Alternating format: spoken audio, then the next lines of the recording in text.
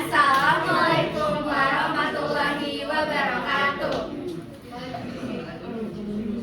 Pada kesempatan hari ini, kami dari kelompok Kerajaan Demak akan menjelaskan dan memberitahu beberapa hal penting tentang Kerajaan Demak yang akan kita presentasikan pada siang hari ini.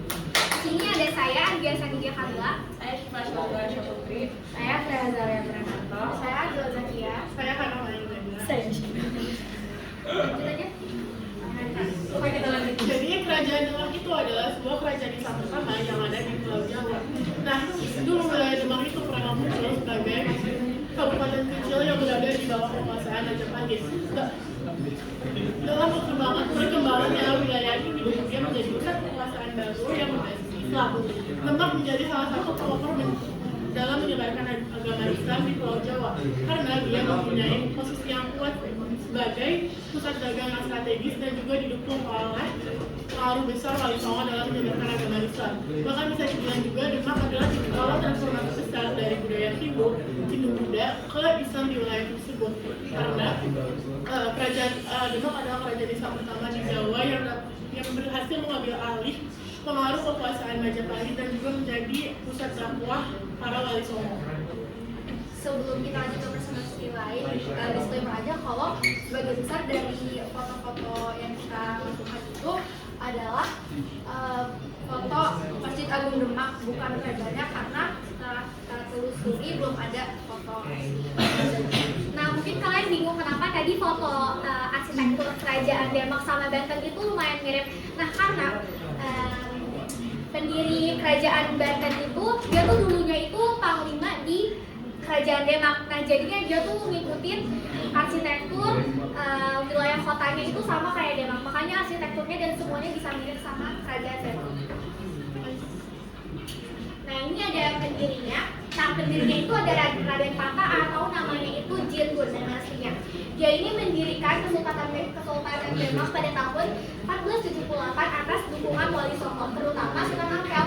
Nah, dia itu mengubah hutan Baladowangi menjadi pusat pemerintahan Islam pertama di Pulau Jawa. Nah, kenapa dia disebut Baladowangi? Karena konon katanya saat hutannya dibuka itu bukannya bau rawa atau bau lumut, itu malah bau tumbuhan-tumbuhan yang ada di dalam hutan tersebut. Nah, sekarang kita bahas pendirinya. Yang pertama ada Raden Pata. Beliau ini adalah pendiri sekaligus raja pertama di Kesultanan Demak. Beliau saat masa kepemimpinan beliau dapat meletakkan fondasi yang kuat banget di kerajaan ini. Beliau membangun Masjid Agung Demak yang ikonik. Terus juga beliau memperluas wilayah sampai luar Jawa dan juga membangun banyak pelabuhan yang strategis untuk perdagangan. Selain beliau mulai menerapkan ajaran agama Islam, beliau mempunyai jiwa nasionalisme yang tinggi. Buktinya, beliau mengirim pasukan yang dipimpin oleh anaknya yaitu Patarunus untuk melawan Portugis pada saat itu mulai menguasai Malaka. Setelah Raden Pata wafat, tahta dilanjutkan oleh Patarunus. Beliau dikenal sebagai Pangeran Sabrang Luar yang artinya Pangeran Menyeberang Utara. Julukan ini didapatkan karena keberaniannya memimpin armada laut Demak yang menyeberang ke utara untuk melawan Portugis di Malaka. Sayangnya beliau gugur saat di Malaka. Nah, selanjutnya kepemimpinan digantikan oleh adiknya yaitu Sultan Trenggana. Di tangan beliau Demak mulai mencapai puncak kejayaannya. Beliau berhasil menguasai banyak wilayah di Jawa, tapi beliau wafat saat perang di Pasuruan. Terus setelah Sultan Trenggana wafat, banyak terjadinya perebutan takhta di internal keluarga kerajaannya, yaitu Sunan Prawoto. Nah, berbeda dengan kepemimpinan sebelumnya yang fokus ke ekspansi militer, dia lebih fokus ke pendekatan agama dan sosial, lebih fokus kayak penyebaran Islam lewat kehidupan sehari-hari seperti mengajarkan nilai-nilai gotong royong, toleransi, dan musyawarah. Dan pendekatan ini tuh membuat dia lebih dihormati dan juga berpengaruh di masyarakat Jawa. Selanjutnya ada Arya Praksa. Beliau naik tahta ketika di situasi politik yang sedang tidak stabil akibat konflik internal dan atau perebutan kekuasaan di dalam kerajaan. Di masa ini apa sih? Jadi Demak mulai melemah dan juga jadinya runtuh. Ya udah. Kerajaan Demak beringin memanfaatkan momentum melemahnya pusat Majapahit. Hal ini dimanfaatkan oleh Raden Patah untuk mengubah wilayah gagang Romi yang tadinya bersangkutan menjadi pusat politik baru bernama Demak. Proses ini berjalan sangat cepat karena bantuan dari Wali Songo hingga akhirnya ketika Majapahit runtuh total, Demak resmi menjadi pewaris kekuasaan di tanah Jawa.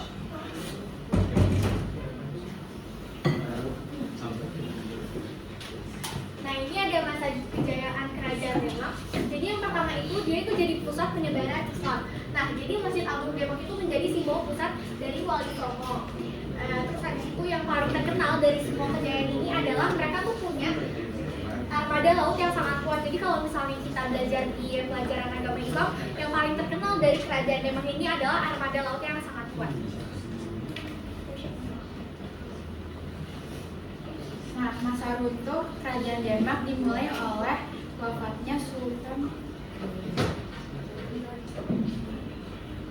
masa runtuhnya Sultan Trenggana.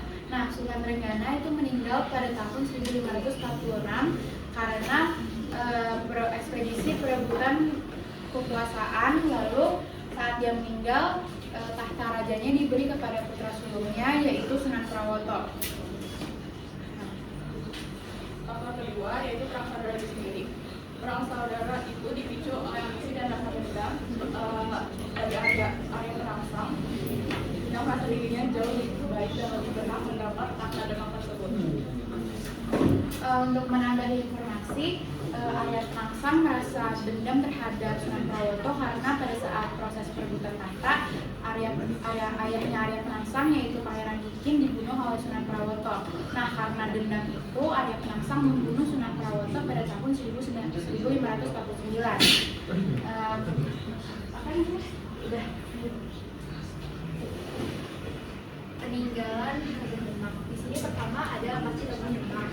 Di Masjid Agung Demak ini, efek ini adalah salah satu masjid tertua di Indonesia yang didirikan oleh Wali Songo. Ini juga bukan tempat beribadah doang, tapi di sini tuh tempat di mana mereka menyebarkan agama Islam di Jawa.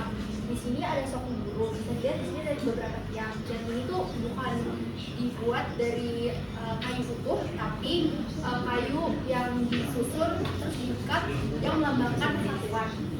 Di sini ada pintu bledek. Pintu bledek ini secara harfiah diartikannya adalah pintu petir.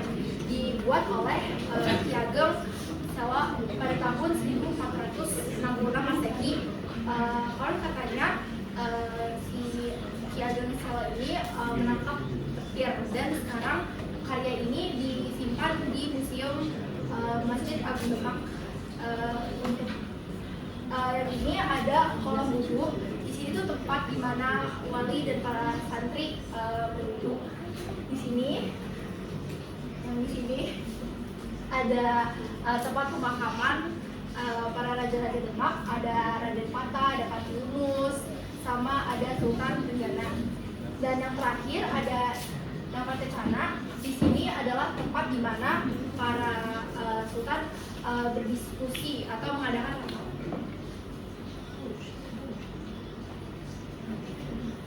Nah, mengapa kerajaan Demak berkembang pesat dan berkuasa? Yang pertama karena mereka letak geografisnya itu sangat strategis, di mana mereka tuh berada di pesisir utara Jawa, jadi mereka menguasai perdagangan di maritim. Setelah itu, karena runtuhnya Majapahit, mereka jadi mewarisi dan menguasai seluruh kekayaan Majapahit karena mereka yang mengambil alih. Dan yang terakhir itu karena kerajaan Demak itu juga salah satu pusat penyebaran Islam di Jawa karena mereka mendapat dukungan dari Wali Songo juga. Di mana letak kerajaan Demak? Bisa dilihat di peta di sini bahwa kerajaan Demak itu ada akses sungai ini, tepatnya sekitar 25 km dari Semarang. Di Semarang ini Demak. Secara geografis wilayah ini berada di koordinat 6, 26 sampai 7, 9, 3 lintang selatan dan 100 57, 58 sampai 110, 48, 47, 47. Di sini juga ada petanya. Di sini Semarang 20 km, Demak dan Selain. Nah, mungkin kalian bingung sebenarnya kenapa pas kelompok Samudra Pasai 2 minggu lalu itu presentasi, kenapa kerajaan Demak sama kerajaan Samudra Pasai ini sama-sama pertama. Nah, bedanya itu kalau Samudra Pasai itu tuh yang pertama di Nusantara. Nah, kalau misalnya kerajaan Demak ini yang pertama di Tanah Jawa. Jadi kerajaan Demak itu bukan cuma kerajaan Islam utama di Jawa, tapi kerajaan Demak juga pelopor transformasi budaya yang sangat berpengaruh di Jawa. Karena masa runtuhnya yang diakhiri oleh Joko Tingkir, itu Joko Tingkir mengambil gelar raja dan memindahkan ibu kotanya ke Pajang.